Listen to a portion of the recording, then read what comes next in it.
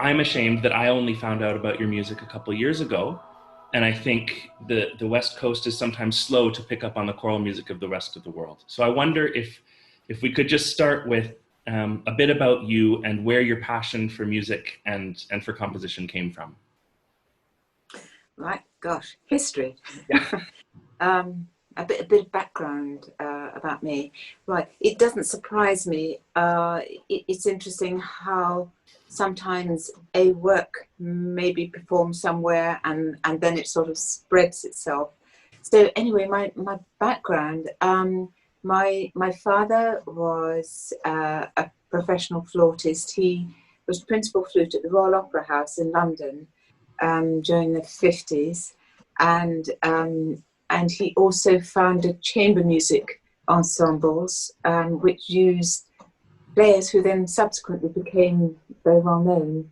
Oh. And he was also a flautist, playing with all the big orchestras, like the London Symphony Orchestra.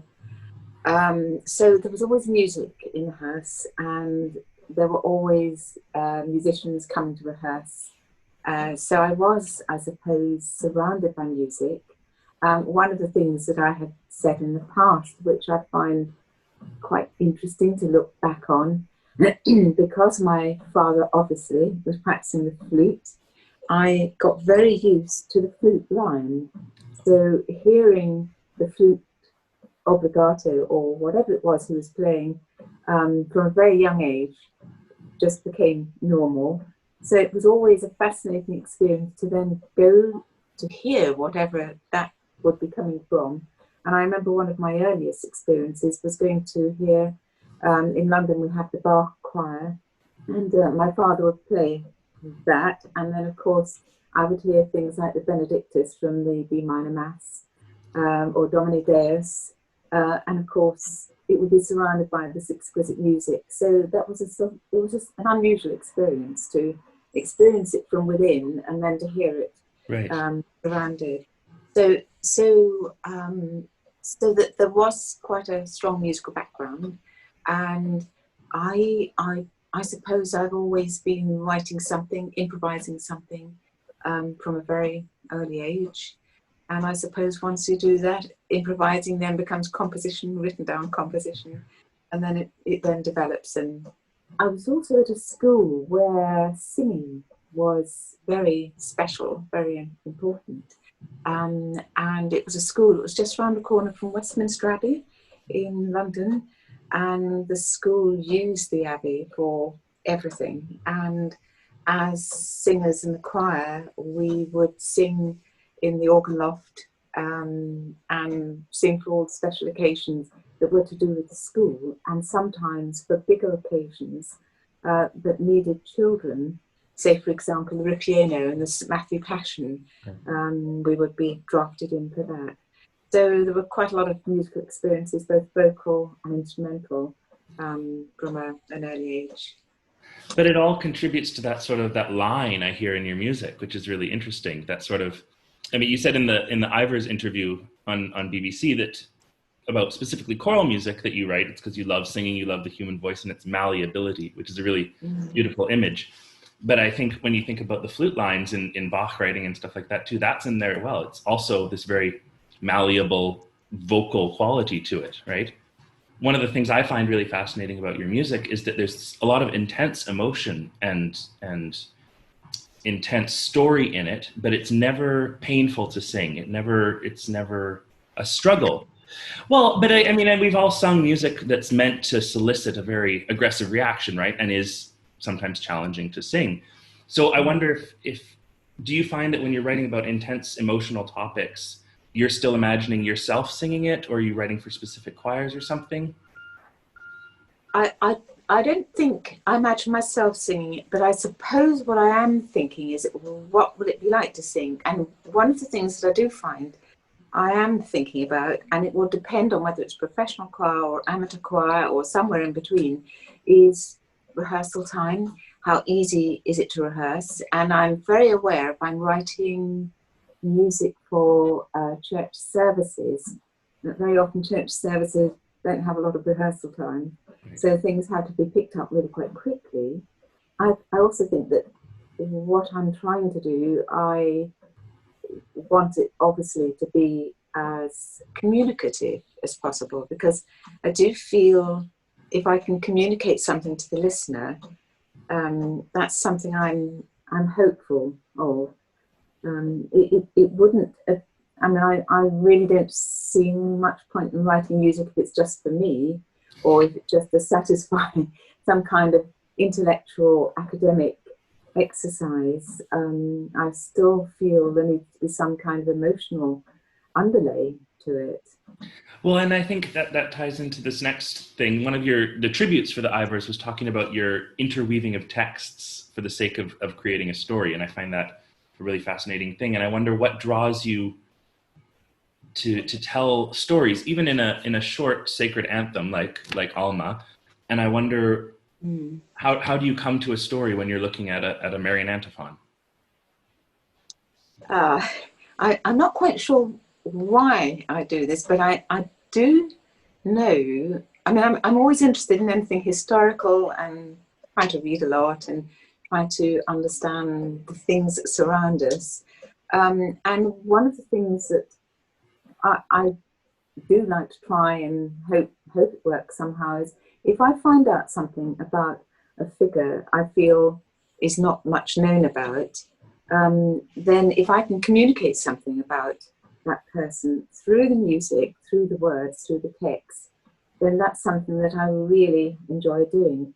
And there have actually been a few pieces that I've written, and all about women, interestingly. There was one that I wrote about Harriet Quimby, a pilot. Who's heard of Harriet Quimby? Very few people. Americans haven't heard of Harriet Quimby. She is American. She flew across the English Channel in 1912. Nobody knew about her because the Titanic sank the next day. So, of course, it dominated the news for three weeks, and she was obliterated.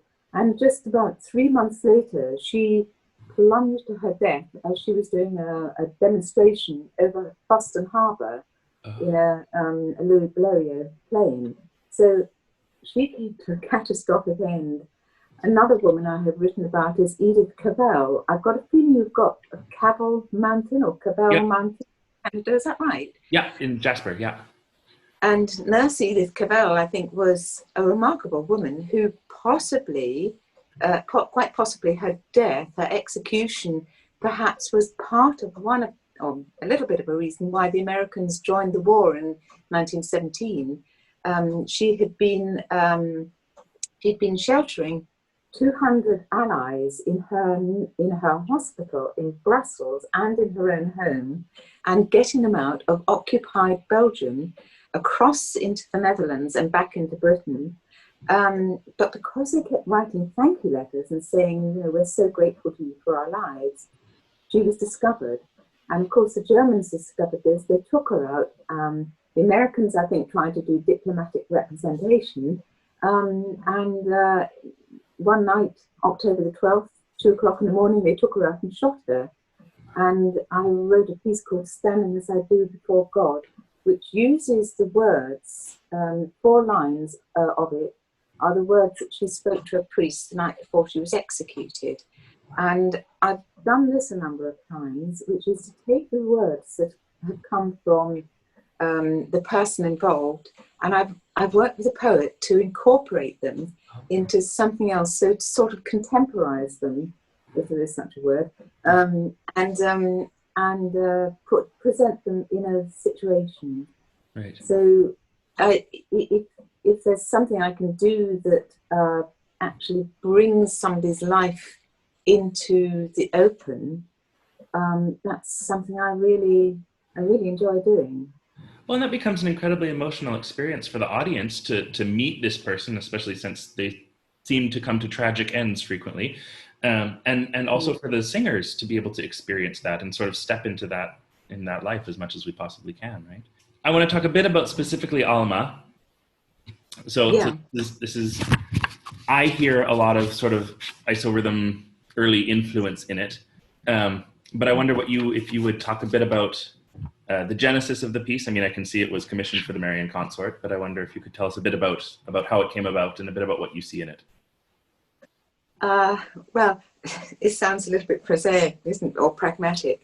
Marion Consort were, of course, doing concerts of Marion motets.